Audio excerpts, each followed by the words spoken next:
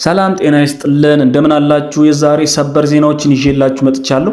ቻናላችንን የደውል ምልክቷን በመጫን ሰብስክራይብ እንዲሁም ቪዲዮአችንን ላይክ፣ ሼር በማድረግ አስተያየታችሁን በኮሜንት ቦክስ አስቀምጡልን እንላለን። ወደ ዜናው ስናመራ በቅድሚያ ዛሬ ኢትዮጵያውያንን በተመለከተ ከመካከለኛው ምስራቅ በጣም አሳዛኝ ዜና ተሰምቷል። ይኸውም በሳውዲ አረቢያ በትንሹ 65 ኢትዮጵያውያን ስደተኞች የሞት ፍርድ እንደሚጠብቃቸው ሂዩማን ራይትስ ዎች ዛሬ ባወጣው ዘገባ ላይ ገልጿል። ለመሆኑ 65 ኢትዮጵያውያን የሞት ፍርድ በሳውዲ አረቢያ ውስጥ ለምንድነው የተወሰነባቸው ወይም ደግሞ የሚጠብቃቸው? ይህንን በተመለከተ በሰፊው ማስደምጣችሁ ዘገባ ይኖራል። በሌላ በኩል የተፈራው የመካከለኛ ምስራቅ ጦርነት ዳግም ሊቀሰቀስ ይመስላል። የአሜሪካው ፕሬዝዳንት ዶናልድ ትራምፕ ወታደራዊ እርምጃን በኢራን ላይ ለመውሰድና ዳግም ጦርነቱን ለመጀመር ውሳኔ ማሳለፋቸውና ወታደራዊ እቅድ ይቅረብልኝ ማለታቸው ወታደራዊ እቅዶችም እየቀረቡላቸው እንደሆነ ተዘግቧል።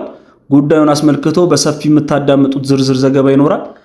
በሌላ በኩልም ኢራን በዛሬው ዕለት እስካሁን ከተሾሙ ያልታዩት አያቶላ ሙጅተባ ካሚኒ አስቸኳይ መግለጫ ምሽቱን አውጥተዋል። አዋጅ በመሰለው በዚህ መግለጫ ላይ አሜሪካን አዋርደናል፣ እስራኤልን አንገት አስደፍተናል፣ ዳግም በኢራን ምድር ታሪክ ተጽፏል በማለት ያወጁት አያቶላ ሙጅተባ ካሚኒ በሆርሙዝ ጉዳይ ድርድር ውስጥ አንገባም፣ ሆርሙዝ ከዚህ በኋላ የኢራን ሉዓላዊ ቦታና የውሃ ግዛት ነው ሲሉ አውጀዋል። ይህንንም በተመለከተ በሰፊ የምታዳምጡት መረጃ ይኖራል። በሌላ በኩል የአሜሪካ መገናኛ ብዙሃን አሜሪካ በኢራን ላይ ጦርነት ልትከፍት ነው የሚለውን ዜና ማሰማታቸውን ተከትሎ የኢራን ፕሬዝዳንት መስዑድ ፐዚሽያን ለሚከፈተው ማንኛውም ጦርነት ዝግጁ መሆናቸውን አውጀዋል። ይህንን በተመለከተ በሰፊ የምታዳምጡት ዝርዝር ዘገባ ይኖራል። የዓለም የነዳጅ ዋጋ ከ4 ዓመታት በኋላ ታይቶ በማይታወቅ ሁኔታ ከፍ ብሏል። በዛሬው ዕለት ስንት ገባ? በዝርዝር የምታዳምጡት ሌላ መረጃ ይሆናል። እስከ ፍጻሜ የቆዩ ዝርዝሩን አዳምጡ። ወደ መረጃዎቹ አለፍኩኝ። ቅድሚያ የአሜሪካው ፕሬዝዳንት ዶናልድ ጄ ትራምፕ በኢራን ላይ ወታደራዊ እርምጃ ለመውሰድ እያጤኑ መሆኑና ሊወስዱ የሚችለውን ወታደራዊ አማራጭና የጦርነት ሁኔታ ዝርዝር ማብራሪያ እንዲቀርብላቸው ማዘዛቸው ተሰምቷል። የአሜሪካ ወታደራዊ አዛዦች ኢራን ውስጥ ሊፈጸሙ የሚችሉና አጭርና ኃይለኛ ሆኖ በኢራን ላይ ከባድ ምት ሊያሳርፉ የሚችሉት ጥቃቶችን በተመለከተ እቅድ አውጥተው ለፕሬዝዳንት ዶናልድ ጄ ትራምፕ እያቀረቡ መሆኑን የአሜሪካው የዜና ምንጭ አክሲዮስ ዘግቧል። የአሜሪካው የመካከለኛው ምስራቅ ዘመቻዎችን የሚመራው ማዕከላዊ እዝ ወይም ሴንትራል ኮማንድ አዛዥ የሆኑት ብራድ ኩፐር ያቀረቡት ይህ እቅድ የኢራን መሰረተ ልማቶችንም ማጥቃት ያካተተ እንደሆነ አመልክቷል።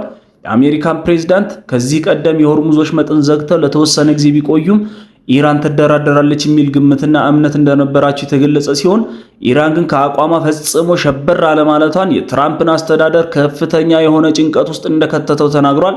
አሁን ላይ ደግሞ መልሶ ጦርነቱን መጀመርና በኢራን ላይ ከባድ ምት ማሳለፍ እንደምናልባትም ኢራን ወደ ድርድር እንድትመጣ ዳግም ሊያስገድዳት ይችላል የሚል እምነትም አላቸው። ኢራን ጥቃት ከተፈጸመበት ድርድሩ ላይ የኒውክሌር ጉዳይን በተመለከተ መለሳለስ ልታሳይ ትችላለች የሚል እምነትም በአሜሪካ በኩል እንደታመነ ነው። አክሲዮስ የዜና ወኪል በዘገበው መሰረት ለፕሬዝዳንት ዶናልድ ጄ ትራምፕ እየቀረበ ያለው ሌላኛው እቅድ በኢራን የተዘጋውን የሆርሙዝን ለንግድ መርከቦች ክፍት ለማድረግ ሲባል የወሽመጡን የተወሰነ ክፍል ሙሉ በሙሉ ዘልቆ መቆጣጠርን የሚመለከት ነው። ይህ አይነቱ እርምጃ ደግሞ እግረኛ ወታደሮችን ወደ ኢራን ውስጥ ማሰማራትና የሚያካትት እንደሆነ አክሲዮስ የዜና ምንጭ ጠቅሷል። በከፍተኛ መጠን በልጽጓል የተባለው የኢራን የዩራኒየም ክምችትን ለመቆጣጠር በሰራዊቱ ልዩ ኃይል ዘመቻ የማካሄድ እቅድም ለፕሬዝዳንት ዶናልድ ጄ ትራምፕ እየቀረበ ነው። አይነቱ እቅድ ከዚህ ቀደም ተነስቶ እንደነበር ተዘግቧል። በአሜሪካና እስራኤል ቀድሞ ተነስቶ እንደነበረ ተዘግቧል። በአሜሪካና እስራኤል ጦርነት የተከፈተባት ኢራን ወሳኙን የባህር መተላለፊያ ሆርሙዝን ዘግታለች። በወሽመጡ ለማለፍ የሚሞክሩ ሁሉም መርከቦች ላይ ጥቃት እንደምትፈጽም መዛቷን ቀጥላለች። የኢራን እርምጃ የዓለም ኤነርጂ አቅርቦት ላይ ከባድ የሆነ መስተጓጎል ያደረሰ ሲሆን አሜሪካ ደግሞ በምላሹ ወደ ኢራን ወደቦች የሚደረጉ ጉዞዎች ላይ ከባድ እገዳ ጥላለች። እንደ አክሲዮስ ዘገባ ከሆነም ፕሬዝዳንት ትራምፕ የኢራን ወደቦች ላይ ጣሉትን የጉዞ እገዳ እንደ ትልቅ መደራደሪያ ይመለከቱት ነበር። ይሁን እንጂ ኢራን በዚህ አቋም የምትቀጥል ከሆነ በዓለም ላይ እየደረሰ ያለው የኢኮኖሚ ኪሳራ በተለይም የመካከለኛው ምስራቅ አገራት ከባድ የሆነ ኪሳራ በየዕለቱ እያስተናገዱ መሆናቸውን በአሜሪካ ላይ እንዲነሱ እንዳደረጋቸውና ትራምፕ ፊታቸውን ወደ ወታደራዊ አማራጭ እንዲያዞሩ እንደሚያስገድዳቸውም አመልክቷል። ይህ በዚህ እንዳለ መንበረ ስልጣኑን ከያዙ ጊዜ ጀምሮ ከስማቸው ውጪ በድምጽም ሆነ በአካል ታይተው የማያውቁት የኢራኑ መንፈሳዊ መሪ አያቶላ ሙጅተባ ካሚኒ በዛሬው ዕለት ባወጡት መግለጫ በመካከለኛው ምስራቅ በተለይም በሆርሙዝ ባህረ ሰላጤ አዲስ ምዕራፍ ተከፍቷል ሲሉ በዛሬው ዕለት በይፋ አውጀዋል። ይህ የኢራን ከፍተኛ መሪ አያቶላ ሙጅተባ ካሚኒ አዋጅ የተሰማው ዩናይትድ ስቴትስ በቀጠናው የገጠማትን ከፍተኛ የሆነ ውጥረትን ተከትሎ ነው ብለዋል። የኢራን መንግስታዊ የዜና ወኪል የሆነው ኢርና በዛሬው ዕለት አመሻሹን ይፋ ባደረገው ጠቅላይ መሪው ይህንን እጅግ ጠንካራ መልእክት ያስተላለፉት ሀገሪቱ በ1622 የፖርቹጋል ወራሪ ኃይሎች ከሆርሙዝ የባህረ ሰላጤ ላይ ጠራርጋ እንዳስወጣችው ሁሉ ከብዙ መቶ ዓመታት በኋላ ኢራን ይህንን ታሪክ ደግመዋለች። ከሆርሙዝ ባህረ ሰላጤም ሆነ ከወራሪ የአሜሪካና እስራኤል ጠራርጋ ከአካባቢዋ ላይ አባራለች ብለዋል። አሜሪካና እስራኤል አገዛዞች በኢራን ላይ በፌብሩዋሪ 28 ያለምንም ቅድመ ሁኔታና ትንኮሳ ወታደራዊ ጥቃት ከከፈቱ ጊዜ አንስቶ በዛሬው ዕለት ወሩን ያስቆጠረ ሲሆን ይህንን ተከትሎ ነው አያቶላ ሙጅተባ ካሚኒ በመግለጫቸውም ላይ አዲስ የታሪክ ምዕራፍ ተጽፏል ሲሉ ያወጁት። አያቶላ ሙጅተባ ካሚኒ በመግለጫቸው የፋርስ ባህረ ሰላጤ ለቀጠናው የኢስላም ሀገራት በሙሉ የተሰጠ ወደር የማይገኝለት የአላህ በረከት ወይም ጸጋ ነው ሲሉ የገለጹ ሲሆን ይህ የውሃ አካልና የሆርሙዝ ባህረ ሰላጤ ማንነታችንና የስልጣኔ አንዱ አካል ከመሆኑም ባሻገር የዓለም ህዝቦችን የሚያስተሳስር ለዓለም አቀፍ ኢኮኖሚያዊ እጅግ ወሳኝ ልዩ የሆነ መስመር የፈጠረ ነው ብለዋል። ይሁን እንጂ ይህ ስትራቴጂካዊ ሀብት ላለፉት በርካታ ክፍለ ዘመናት የበርካታ ሰይጣኖችን ስግብግብነት ሲቀሰቅስ መኖሩን ልናስታውቅ ይገባል በማለት የገለጹ ሲሆን ጠቅላይ መሪው አክለውም በአውሮፓውያንና በአሜሪካውያን የውጭ ኃይሎች በተደጋጋሚ የተዘነዘሩ ጥቃቶች የተፈጠሩት የጸጥታ መደፍረሶች ውድመቶችና በቀጠናው ሀገራት ላይ የተቃጡት ስፍር ቁጥር የሌላቸው ዛቻዎች የዓለም ትዕቢተኛ ኃይሎች በፋርስ ባህረ ሰላጤ ላይ ነዋሪዎች ላይ የሸረቡት እኩይ ሴራ ጥቂቶች ብቻ ናቸው ብለዋል። የዚህ የቅርብ ጊዜ ማሳያው ዩናይትድ ስቴትስ በቅርቡ የፈጸመችውን ጥቃት አንስተው ያወግዛሉ። በአሜሪካና ኢራን መካከል የሚደረገው የሰላም ንግግር ያለ ተጨባጭ እንቅስቃሴ ባለበት መቆሙን ተከትሎ የኢነርጂ ዋጋ በዚህ ሳምንት በከፍተኛ ሁኔታ አሻቅቧል። ገበያ ላይ የነዳጅ ዋጋ በበርሜል $126.3 እየተሸጠ ሲሆን የአውሮፓ ገበያ ሲከፈት ግን የብሬንት ዋጋ ወደ $122 የአሜሪካ ዶላር ተመልሷል። ቤንዚን ናፍጣ የሚገኝበት የድፍድፍ ነዳጅ ከኢራን ጦርነት መጀመር ወዲህ ያሳየው ጭማሪ የነዳጅ ችርቻሮ ዋጋ እንዲጨምር ምክንያት ሆኗል። በትላንትናው ዕለት አሜሪካ ወደ ኢራን ወደቦች የሚደረጉ ጉዞዎች ላይ የጣለችውን እገዳ ኢራን የሆርሙዝ ወሽመጥን መዝጋት እስከቀጠለች ድረስ ለማራዘም መዘጋጀታቸውን ከተዘገበ በኋላ ነው የነዳጅ ዋጋ በ6 በመቶ ከፍተኛ ጭማሪ ያሳየው።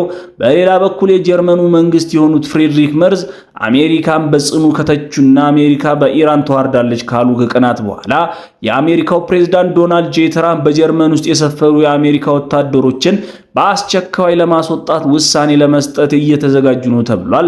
የፕሬዝዳንት ትራምፕ የጀርመን ውስጥ የሰፈሩ በሺዎች የሚቆጠሩ የአሜሪካ ወታደሮችን ቁጥር በከፍተኛ ሁኔታ ለመቀነስ አሊያም ሁሉንም ለማውጣት ትዕዛዝ የማስተላለፍ የጥናት ሰነድ እንዲቀርብላቸው አዘዋል። ትራምፕ ይህንን ያሉት የጀርመን መሪ ፍሬድሪክ መርዝ አሜሪካ በኢራን ተደራዳሪዎች ተዋርዳለች በማለት የአሜሪካን አካሄድ ከተቹ ከቀናት በኋላ ነው። ትራምፕ በማህበራዊ ሚዲያ ገጻቸው ላይ ባሰፈሩት ጽሑፍ ጀርመን ውስጥ ያሉ ወታደሮች ላይ ሊደረግ የሚችል ቅነሳን በተመለከተ በመጪው አጭር ጊዜ ውስጥ ምን አይነት ውሳኔ መተላለፍ እንዳለበት እያጠናውና እየገመገምኩ ነው፣ አሳውቃችኋለሁም ብለዋል። አሜሪካ ጀርመን ውስጥ ከፍተኛ የሰራዊት አባላትን ያሰፈረች ሲሆን እስከ ታህሳስ ባለው ጊዜ ውስጥም በመላ ሀገሪቱ ውስጥ በሚገኙ የጦር ሰፈሮች 36000 በላይ የሚሆኑ የአሜሪካ ወታደሮች እንዳሏት መረጃዎች ያሳያሉ። የጀርመኑ መሪ መርዝ አሜሪካን የሚተቻውን ንግግራቸውን ያሰሙት ሰኞ ዕለት ማርስበርግ ውስጥ በሚገኝ ዩኒቨርሲቲ ተገኝተው ለተማሪዎች ባደረጉት ንግግር ነው። አሜሪካ ምንም ስትራቴጂ እንደሌላት ግልጽ ነው ሲሉ ለተማሪዎች ተናግረዋል። ኢራናውያኑ ድርድር ላይ እጅግ የተካኑ መሆናቸውም ወይም ድርድር አለማድረግ ላይ በጣም ጎበዝ መሆናቸው ግልጽ ነው። አሜሪካውያን ወደ ኢስላማባድ እንዲጓዙና ያለ ውጤት በድጋሚ እንዲመለሱ አድርገዋል ብለዋል። መላ ሀገሪቱ በኢራን አመራር እየተዋረደች ነው በማለትም አክለዋል። ትራምፕ በማግስቱ ትሩዝ ሶሻል በተባለ ማህበራዊ ሚዲያ ገጻቸው ላይ በሰጡት ምላሽ የጀርመኑ መሪ ኢራን የኒውክሌር መሳሪያ ቢኖራትም ችግር የለበትም ብለዋል። እንዲሁም ስለምን እንደሚናገር አያውቅም ሲሉ ተችተዋል። ጀርመን በኢኮኖሚና በሌሎችም ጉዳይ ደካማ መሆኗ አያስገርምም፣ እንዲህ ባሉ ሰዎች እየተመራች ስለሆነ ነው ሲሉን ትራምፕ እጅግ በጣም ጸያፍ የሚባለው ቃላትን ተጠቅመው ማስጠንቀቂያና ምላሽ የሰጡት። ወደ ሌላኛው ዘገባ ስናመራ አሳዛኝ ዜና ነው። በሳውዲ አረቢያ ቢያንስ 65 ኢትዮጵያውያን ስደተኞች የሞት ፍርድ እንደሚጠበቃቸው ሂዩማን ራይት ባወጣው አስደንጋጭ መረጃ አጋልጧል። በሳውዲ አረቢያ ቢያንስ 65 ኢትዮጵያውያን ስደተኞች ከአደንዛዥ እጽ ጋር በተያያዘ ክስ የሞት ፍርድን እየጠበቃቸው እንደሆነና ሂዩማን ራይትስ ዛሬ ባወጣው መግለጫ የገለጸው የሰብአዊ መብት ተሟጋች እንደሆነ የሚገልጸው ሂዩማን ራይትስ የሳውዲ አረቢያ ባለስልጣናት ባለፈው ሳምንት ማክሰኞ ሚያዝያ 13 ቀን 2018 3 ኢትዮጵያውያንን በሞት መቅጣታቸውን ገልጾ የሌሎቹ ፍርድም ተፈጻሚነት ግን እንዲዘገይ መድረጉና የሞት ፍርዱ እንደሚጸናባቸው ሪፖርቱ አመልክቷል። ዓለም አቀፉ የሰብአዊ መብቶች ተቋም በዛሬው ዕለት ባወጣው ሪፖርት በሳውዲ አረቢያ ከቅርብ ዓመታት ወዲህ በተለይም ከአደንዛዥ እጽ ጋር በተያያዘ ወንጀሎች ኢትዮጵያውያንን ጨምሮ በርካታ የውጭ ሀገር ዜጎች ላይ የሞት ቅጣት መፈጸሙን አስታውቋል። የሂዩማን ራይትስ የስደተኞችና የሰብአዊ መብቶች ከፍተኛ ተመራማሪ የሆኑትና ዲያ ሃርድማን ሳውዲ አረቢያ መሰረታዊ የፍትህ ሂደትን የተነፈጉ የውጭ ሀገር ዜጎችን አመጽ ባልተቀላቀለባቸው ወንጀሎች የተነሳ በሞት ለመቅጣት ፈቃደኛ መሆኗን ለመብታቸውና ለህይወታቸው ከፍተኛ ግዴለሽነት እንዳላት ያሳያል ብለዋል። አክለውም ፍርዱ ከመፈጸሙ በፊት የሳውዲ አረቢያ አጋሮች በፍጥነት ጣልቃ መግባት አለባቸው ሲሉ ጥሪ አቅርበዋል። ሂዩማን ራይት በአሲር ክልል ሐሚስ በተባለ ሙሻይት ማረሚያ ቤት የታሰሩ 3 ጉዳዩን የሚያውቁ ሰዎችን ማነጋገሩ በመግለጫው ላይ ጠቅሷል። የሰብአዊ መብት ተሟጋች ያነጋገራቸው ግለሰቦች በሰሜን ኢትዮጵያ ጦርነት ሸሽተው ህይወታቸውን ለመለወጥ በማሰብ በየመን በኩል ወደ ሳውዲ አረቢያ መግባታቸውን ገልጸዋል። ስደተኞቹ በጉዟቸው ላይ ገንዘብ ለማግኘት ህይወታቸውን ለማቆየትን በማሰብ ጫት ይዘው መገኘታቸውና ለሰብአዊ መብት ምክር ቤቱ ገልጸውለታል። ድርጅቱ ካነጋገራቸው መካከል አንዱ ግለሰብ ህገወጥ የሰው አዘዋዋሪዎች ከየመን ወደ ሳውዲ አረቢያ እንዲገባ እንደሚረዱትና እርሱ ደግሞ በምትኩ ጫት ይዞላቸው ወደ ሳውዲ አረቢያ እንዲገባ እንዳስገደዱት ሪፖርቱ ተናግሯል።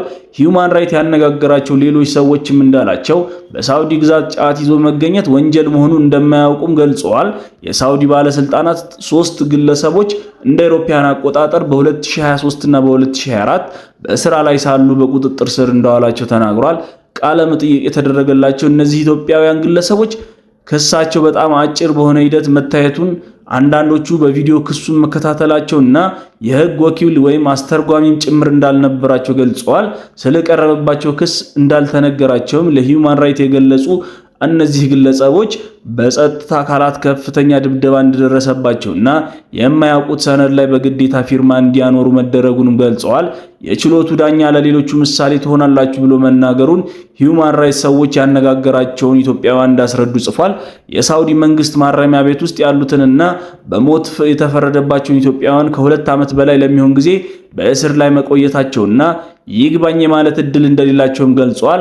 ከአደንዛዥ እጽ ጋር በተያያዘ የሞት ፍርድ ከተፈረደባቸው 65 ኢትዮጵያውያን መካከል በግድያና በሌሎች ወንጀሎች የተከሰሱ የሳውዲ ዜጎች ጋር አብረዋቸው እንደታሰሩ አብራርተዋል።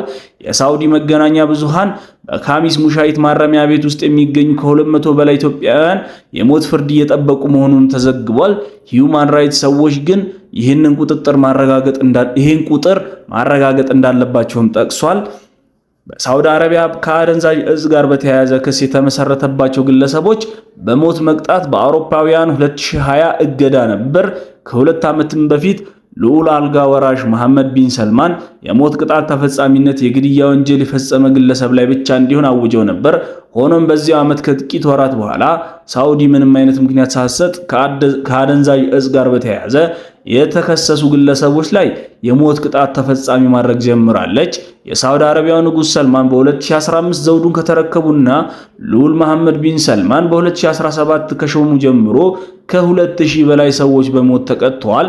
የሳውዲ አረቢያ ሀገር ውስጥ ሚኒስትር ሚያዝያ 138 ባወጣው መግለጫ 3 ኢትዮጵያውያን ሐሺሽ ወደ ሀገር ውስጥ ለማስገባት በመተባበራቸው በሞት መቀጣታቸውን አስታውቋል።